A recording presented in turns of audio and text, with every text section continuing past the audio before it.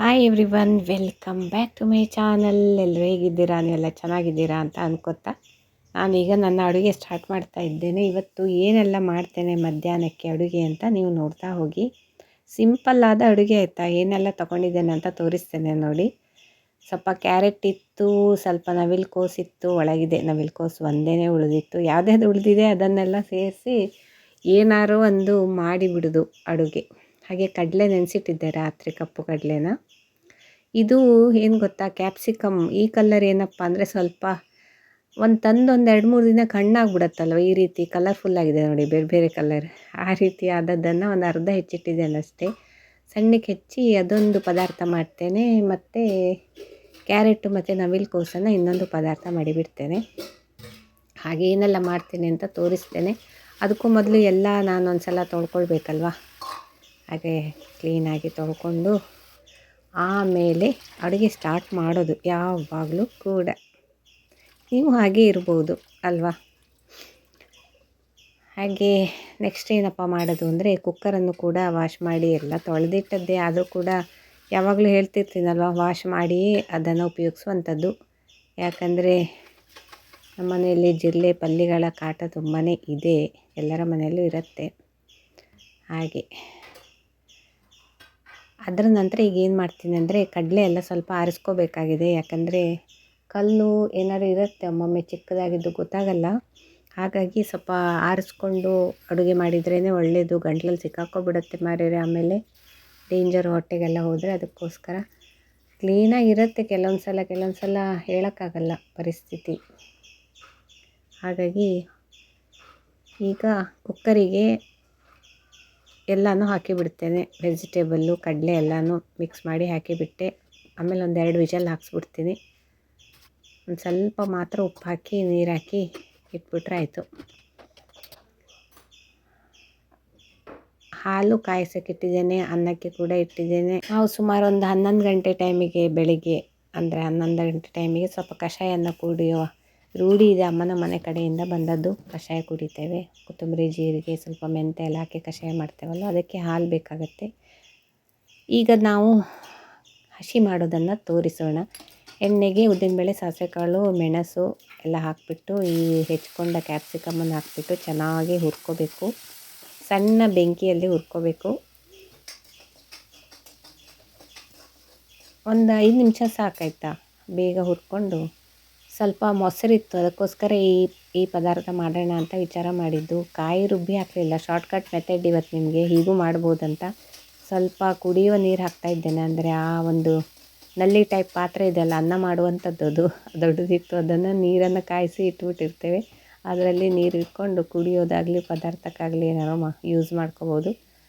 ಹಾಗೆ ಮೊಸರಿಗೆ ಸ್ವಲ್ಪ ನೀರು ಹಾಕಿ ಮಿಕ್ಸ್ ಮಾಡಿ ಹುರಿದುಕೊಂಡದ್ದನ್ನು ಅದಕ್ಕೆ ಸೇರಿಸಿ ಬಿಡ್ತೇನೆ. ಅಲ್ಲಿಗೆ ಹಸಿಯ ಕತೆ ಮುಗಿಯಿತು. ಸ್ವಲ್ಪ ಉಪ್ಪು ಹಾಕಬೇಕಾಯ್ತಾ. ಹುರಿಯುವಾಗ ಉಪ್ಪು ಹಾಕ್ಕೋಬೋದು, ಅಥವಾ ಈ ಮೊಸರಿಗೂ ಉಪ್ಪು ಹಾಕ್ಕೋಬೋದು. ಹುರಿಯುವಾಗ ಹಾಕಿದರೆ ಸ್ವಲ್ಪ ಹೋಳುಗಳೆಲ್ಲ ಹೀರ್ಕೊಂಡಿರತ್ತೆ, ಚೆನ್ನಾಗಾಗತ್ತೆ. ಇಲ್ಲದೆ ಹೋಳು ಸಪ್ಪೆ ಆಗತ್ತಲ್ವ. ಸ್ವಲ್ಪ ಏನೇ ಅಡುಗೆ ಮಾಡುವಾಗ ಜೊತೆಗೆ ನಿಮಗೆ ಒಂದು ವಿಷಯ ಹೇಳಲೇಬೇಕು. ಏನಪ್ಪ ಅಂದರೆ ನೋಡಿ, ನನಗೆ ಆಪ್ರೇಷನ್ ಆಗಿ 2-3 ವರ್ಷ ಆಯಿತು, ಹೇಳಿದೆ ಅಲ್ಲ. 1.5-2 ವರ್ಷ ಹತ್ರವರೆಗೆ ಕೈ ಪೂರಾ ಫ್ರೋಝನ್ ಆಗಿಬಿಟ್ಟಿತ್ತು ಆಯಿತಾ. 2 ಕೈ ಹೀಗೇ ಇರ್ತಿತ್ತು, ಅಲ್ಗಾಡ್ಸೋಕ್ಕಾಗ್ತಿರ್ಲಿಲ್ಲ. ಅಂಥ ಸ್ಟೇಜಲ್ಲಿ ನಾನು ಏನು ಇಂಥದ್ದೆಲ್ಲ ಕೆಲಸ ಮಾಡೋಕ್ಕಾಗತ್ತಾ ಹೇಳಿ ನೀವೇ, ಅರ್ಥ ಆಗುತ್ತೆ ತಾನೇ. ಅಯ್ಯೋ ಎಷ್ಟೆಲ್ಲ ಹೇಳಿಸ್ಕೊಂಡಪ್ಪ, ದೇವರೇ ಸಾಕಬೇಕಾಯ್ತು. ಆಗ ಹೇಳ್ತಿದ್ರು, ಸರಿ ತಿಂದ್ಕೊಂಡು ಎಮ್ಮೆ ಬೆಳೆದಂಗೆ ಬೆಳೆದಿದ್ದಾಳೆ, ಅಮ್ಮನ ಹತ್ರ ಮಾಡಿಸ್ಕೊಂಡು ತಿಂತಾಳೆ, ಪಾಪ ಅಮ್ಮನಿಗೆ ಏಜ್ ಆಯಿತು ಅಂತ ಆಯಿತಾ. ಈಗ ಅಮ್ಮ ಹುಷಾರು ತಪ್ಪಿದ್ದಾರೆ, ಪೂರ್ತಿ ನಾನೇ ಮಾಡ್ತಾ ಇದ್ದೇನೆ. ನೋಡ್ತಾ ಇದ್ದೀರಲ್ಲ, ಡೈಲಿ ನಾನು ಅಡುಗೆ ಮಾಡೋದನ್ನು ತೋರಿಸ್ತಾ ಇದ್ದೇನೆ, ಎಲ್ಲನೂ ಕೂಡ ತೋರಿಸ್ತಾ ಇದ್ದೇನೆ. ಈಗಲೂ ಕೂಡ ಹೇಳ್ತಾರೆ, ಏನು ಗೊತ್ತಾ, ಅಯ್ಯೋ ಇಷ್ಟು ವರ್ಷ ಅಮ್ಮ ಮಾಡಿದ್ದೇ ದೊಡ್ಡದು, ನೀವೇ ಮಾಡಬೇಕಿತ್ತು, ಇಷ್ಟು ದಿನ ಮಾಡೇ ಇಲ್ಲಲ್ಲ, ಈಗ ಮಾಡೋಕ್ಕೇನು ಅಂತ ಹೇಳ್ತಾರೆ. ಏನು ಮಾಡೋದು, ಮನೆಗೆ ಹುಲ್ಲು ಕೀಳೋಕ್ಕೆ ಬರೋವರಿಂದ ಹಿಡಿದು ಹೋಮ್ ಡೆಲಿವರಿ ಕೊಡೋರಿಂದ ಹಿಡಿದು ಯಾವಾಗಲೂ ಬರುವ ಜನ ಇರ್ತಾರಲ್ವ, ಎಲ್ಲರೂ ಕೂಡ ಹೇಳದೆ ಅಯ್ಯಪ್ಪ ದೇವರೇ, ನೆರೆಕರೆಯಲ್ಲಿ ಒಬ್ಬರು ಹಿಂದಿಂದ ಹೇಳೋದು, ಒಬ್ಬರು ಮುಂದಿಂದ ಹೇಳೋದು, ಒಬ್ಬರು ಡೈರೆಕ್ಟ್ ಹೇಳೋದು, ಒಬ್ಬರು ಆಡ್ಕೊಳ್ಳೋದು, ಎಷ್ಟಕ್ಕೊಂದು ಮಾಡ್ತಾ ಇದ್ದಾರಪ್ಪ. ಎಷ್ಟು ಕೋಪ ಬರುತ್ತೆ ಗೊತ್ತುಂಟಲ್ಲ. ನನಗೆ ಅಡುಗೆ ಬರಲ್ವ, ನಾ ಕೆಲಸ ಮಾಡಲ್ವ, ನನ್ನ ಮನೆ ಕೆಲಸ ನಂಗೆ ಮಾಡೋಕ್ಕಾಗಲ್ವ. ಮದುವೆ ಆದಾಗಿಂದ ನನ್ನ ಮಗಳು ಹುಟ್ಟಿ ದೊಡ್ಡಾದವರೆಗೂ ನಾನೇ ಅಲ್ವಾ ಮಾಡಿದ್ದು ಮಾರೇರೆ ಕೆಲಸಗಳನ್ನು, ಅಡುಗೆ ಅದು ಇದು ಮನೆ ಕೆಲಸದವರನ್ನು ಕೂಡ ಇಟ್ಕೊಂಡಿರಲಿಲ್ಲ ನಾನು. ಈಗ ಒಂದು 5-6 ವರ್ಷದಿಂದ ಈ ಕಥೆಯಾಗಿ, ಅದರಲ್ಲಿ ಈಗ 3 ವರ್ಷದಿಂದ ದೊಡ್ಡ ಆಪ್ರೇಷನ್ ಆಗಿ ನನ್ನ ಅವಸ್ಥೆ ಹೇಳುತ್ತಿರೋದು. ಅಂಥ ಟೈಮಲ್ಲಿ ನಾನೇನೋ ಅಮ್ಮನ ಹತ್ರ ಸ್ವಲ್ಪ ಅಡುಗೆ ಮಾಡಿಸಿದೆ ಅಂತ ಹೇಳಿ ಇಷ್ಟಕ್ಕೊಂದು ಮಾತಾಡೋದು ಮಾರೇರಿ. ತುಂಬ ಬೇಜಾರಂದರೆ ತುಂಬ ಬೇಜಾರಾಗುತ್ತೆ ನನಗೆ. ಆಯಿತು ಬಿಡಿ, ಏನು ಮಾಡೋದು, ಹೇಳಿಸ್ಕೊಳ್ಳೋ ಕರ್ಮ ನನ್ನದು ಅಲ್ವಾ. ಈಗ ನೀವೇ ನೋಡ್ತಿದ್ದೀರಲ್ವ, ನಾನು ಅಡುಗೆ ಮಾಡೋ ಸ್ಟೈಲಲ್ಲಿ ನನಗೆ ಅಡುಗೆ ಬರುವವಳು ಮಾಡೋ ರೀತಿ ಕಾಣಿಸುತ್ತಾ, ಅಡುಗೆ ಬಾರದವಳು ಅಂದರೆ ಬರದೇ ಇರೋವಳು ಮಾಡೋ ರೀತಿ ಕಾಣಿಸುತ್ತಾ?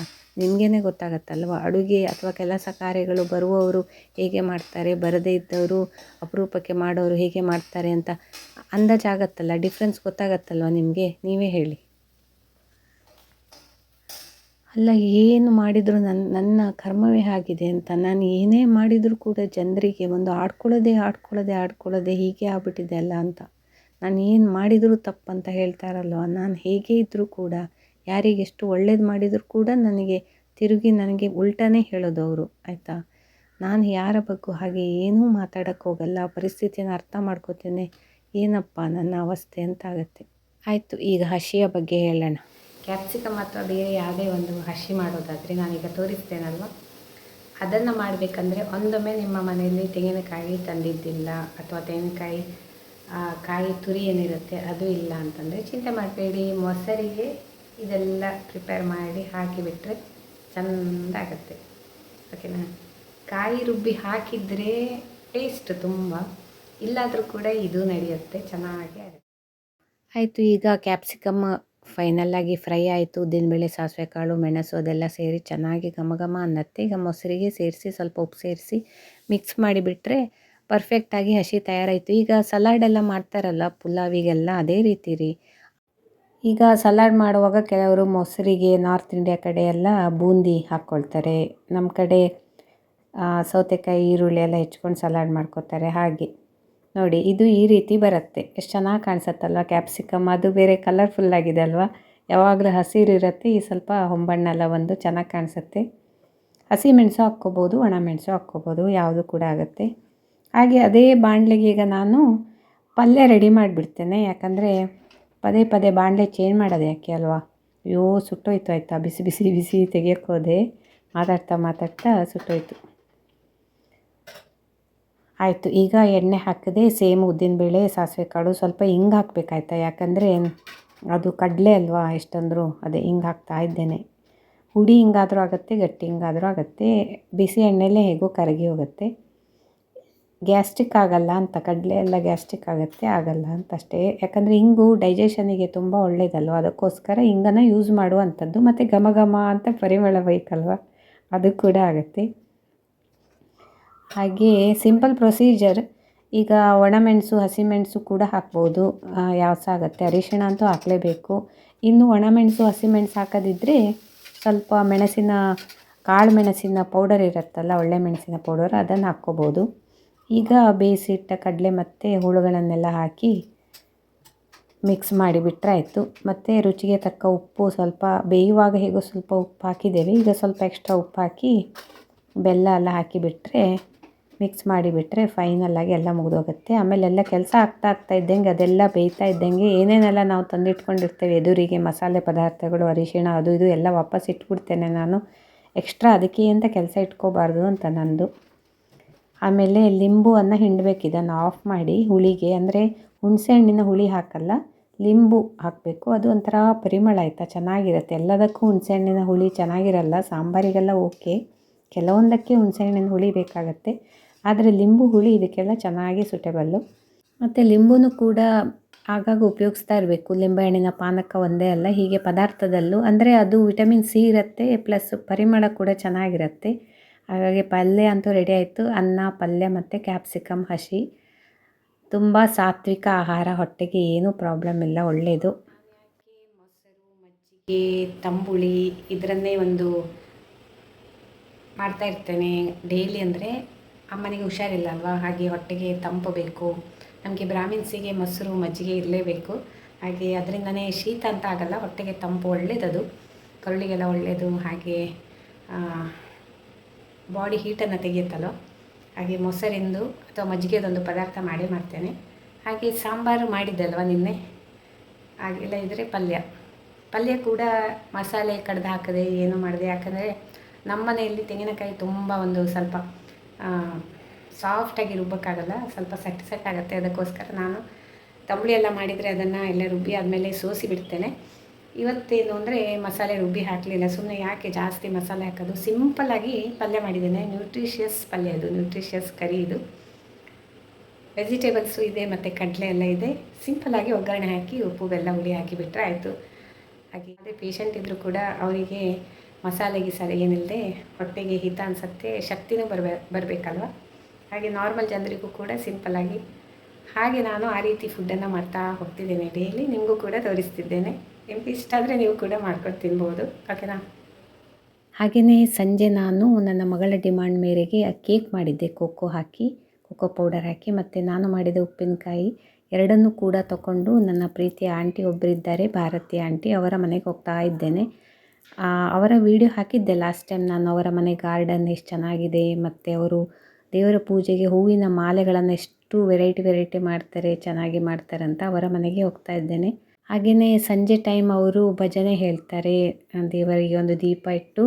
ಹಾಗೆ ಭಜನೆ ಕೂಡ ಕೇಳ್ತಾ ಇದೆ, ಹತ್ರ ಮನೆ ಹತ್ರ ಬಂದಂಗೆ ಖುಷಿ ಆಗುತ್ತೆ. ನನ್ನ ಮನಸ್ಸು ಕೂಡ ತುಂಬ ಬೇಸರದಿಂದ ಕೂಡಿತ್ತಲ್ವ, ಯಾಕಂದರೆ ಇವರು ಏನೇನು ಹೇಳ್ತಾರೆ ಅಂತ ಹೇಳ್ಕೊಂಡೆ ಅಲ್ವ ಅದಾಗಲೇ. ಹಾಗೆ ತುಂಬ ಬೇಸರ ಆಗಿತ್ತು, ಅದಕ್ಕೋಸ್ಕರ ಹೋದೆ. ಆ ಆಂಟಿ ನನಗೆ ತುಂಬ ಸಪೋರ್ಟಿವ್, ನನ್ನ ಚಾನಲಿಗೆ ತುಂಬ ಸಪೋರ್ಟ್ ಮಾಡ್ತಾರೆ, ತುಂಬ ನನಗೆ ಪ್ರೀತಿ ತೋರಿಸ್ತಾರೆ. ಹಾಗೆ ಒಳ್ಳೆ ಆಂಟಿಯವರು. ಇವರದ್ದೇ ವಿಡಿಯೋ ಹಾಕಿದ್ದೆ ನೋಡಿ, ಲಿಂಕನ್ನು ಡಿಸ್ಕ್ರಿಪ್ಷನಲ್ಲಿ ಕೊಟ್ಟಿರ್ತೇನೆ, ಬೇಕಾದರೆ ನೋಡ್ಕೊಂಡು ಬನ್ನಿ, ಯಾರು ಹೊಸಬ್ರು ವ್ಯೂವರ್ಸ್ ಇದ್ದಾರಾ ಅವರು. ಹಾಗೆ ಸ್ವಲ್ಪ ಹೊತ್ತು ಅವರ ಮನೆಗೆ ಕೂತ್ಕೊಂಡು ಬರೋಣ, ಮತ್ತು ಕೇಕ್ ಮತ್ತು ಉಪ್ಪಿನಕಾಯಿ ಕೊಡೋಣ ಅಂತ ಹೋದೆ. ಅಲ್ಲಿ ಅಂಕಲ್ ಕೂಡ ಜೊತೆಗೆ ಕೂತ್ಕೊಂಡಿದ್ದರು ಭಜನೆ ಮಾಡುವಾಗ. ಹಾಗೆ ಕ್ಯಾಮ್ರಾ ಮುಂದೆ ಬರಲಿಕ್ಕೆ ಅವರಿಗೆ ಇಷ್ಟ ಇಲ್ಲ, ಅದಕ್ಕೋಸ್ಕರ ಇಬ್ಬರನ್ನು ಕೂಡ ಕ್ಯಾಮ್ರಾ ಮುಂದೆ ತಗೊಂಡಿಲ್ಲ. ಆದರೆ ಅವರ ಮನೆಯಲ್ಲೇ ಹೀಗೆ ಕೂತ್ಕೊಂಡೆ, ನಾನು ಭಜನೆಯನ್ನು ಕೇಳ್ತಾ ಕೂತ್ಕೊಂಡೆ. ನಿಮಗೂ ಕೂಡ ಕೇಳಿಸ್ತೇನೆ. ಇಲ್ಲಿ ನೋಡಿ ಅವರ ಮನೆ ದೇವರು. ಹಾಗೆ ಒಂದು ನಮಸ್ಕಾರ ಮಾಡಿ ಸ್ವಲ್ಪ ಹೊತ್ತು ಭಜನೆ ಕೇಳ್ತಾ ಕೂತ್ಕೊಂಡೆ. ದೇವರನ್ನು ನೋಡಿ ಒಂದು ಭಜನೆ ಕೇಳುವಾಗ ಮನಸ್ಸು ಕೂಡ ಸ್ವಲ್ಪ ಹಗುರಾಯಿತು ಅಲ್ವಾ. ಇಲ್ಲಿ ಶ್ರೀ ವಿಠಲ ದೇವರು. ಹಾಗೆ ನಮಸ್ಕಾರ ಮಾಡಿ ಸ್ವಲ್ಪ ಹೊತ್ತು ಭಜನೆ ಕೇಳ್ಕೊಂಡು ಬಂದೆ. ಕೇಳ್ತಾ ನನ್ನ ಮನಸ್ಸಿಗೆ ಅನ್ನಿಸ್ತು, ಯಾರು ಏನೇ ಅಂದ್ಕೊಂಡ್ರೂ ಕೂಡ ಚಿಂತಿಲ್ಲ, ಯಾರು ನನ್ನ ಬಗ್ಗೆ ಏನೇ ಹೇಳಿದರೂ ಕೂಡ ಚಿಂತಿಲ್ಲ. ಅವರವರ ಮನಸ್ಸಿಗೆ ತಕ್ಕಂಗೆ, ಅವರವರ ಲೆವೆಲ್ಲಿಗೆ ತಕ್ಕಂಗೆ ಮಾತಾಡ್ತಾರೆ. ನಿಜವಾಗಿ ನನ್ನನ್ನು ಎಷ್ಟು ವರ್ಷದಿಂದ ನೋಡಿದವರು ಹಾಗೆಲ್ಲ ಮಾತಾಡ್ತಾರೆ ಅಂದರೆ ಅವರಿಗೆ ತಿಳುವಳಿಕೆ ಇಲ್ಲ ಅಂತಲೇ ನಾನು ತಿಳ್ಕೊಬೇಕು. ಯಾರಿಗೆ ತಿಳುವಳಿಕೆ ಇದ್ದರೆ, ಮೆಚುರಿಟಿ ಇದ್ದರೆ, ಪರಿಸ್ಥಿತಿಯನ್ನು, ನನ್ನ ಕಷ್ಟನ ಅರ್ಥ ಮಾಡಿಕೊಂಡು ಈ ರೀತಿ ಮಾತಾಡ್ತಿರಲಿಲ್ಲ. ಹಾಗಾಗಿ ಅವರ ಲೆವೆಲ್ ಅಷ್ಟು ಅಂತ ಅಂದ್ಕೊಂಡು ಎಲ್ಲನೂ ಕೂಡ, ಯಾವ ನೋವು ಏನೇನಿದೆ ಎಲ್ಲನೂ ಕೂಡ ದೇವರ ಪಾದಕ್ಕೆ ಹಾಕಿ ಮನಸ್ಸನ್ನು ಹಗುರ ಮಾಡ್ಕೊಂಡು ಬಂದೆ. ಏನು ಮಾಡೋದು ಅಲ್ವಾ. ಜಗತ್ತು ಅಂದಮೇಲೆ ವೆರೈಟಿ ಜನರು ಇರ್ತಾರೆ, ಜನರ ತಕ್ಕ ಹಾಗೆ ಮನಸ್ಥಿತಿಗಳು ಇರುತ್ತೆ, ಮಾತುಗಳು ಇರುತ್ತೆ ಅಂತ ಅಂದ್ಕೊಂಡು ಸುಮ್ಮನೆ ಬರ್ತಾ ಉಳಿದೆ. ನನಗೆ ಹೇಗೆ ಬೇಕೋ ಸತ್ಯದಲ್ಲಿ ಒಳ್ಳೆತನದಿಂದ ನಾವು ಬದುಕಬೇಕು ಅಷ್ಟೇ, ಯಾರು ಏನಾದರೂ ಅಂದ್ಕೊಳ್ಳಿ ಅಲ್ವಾ. ಹಾಗೆ ಇವತ್ತಿನ ವ್ಲಾಗ್ ಮುಗಿಸ್ತಾ ಇದ್ದೇನೆ. ಇಷ್ಟ ಆದರೆ ಒಂದು ಲೈಕ್ ಕೊಟ್ಬಿಡಿ, ಎಲ್ರಿಗೂ ಶೇರ್ ಮಾಡಿ. ಇನ್ನೊಂದು ಬೆಸ್ಟ್ ವ್ಲಾಗೊಂದಿಗೆ ಮತ್ತೆ ಸಿಗ್ತೇನೆ. ಅಲ್ಲಿವರೆಗೆ ಖುಷಿಯಾಗಿದ್ಬಿಡಿ, ಬೇರೆಯವರನ್ನು ಕೂಡ ಖುಷಿಯಾಗಿರೋಕ್ಕೆ ಬಿಟ್ಬಿಡಿ. ಟೇಕ್ ಕೇರ್, ಬಾಯ್.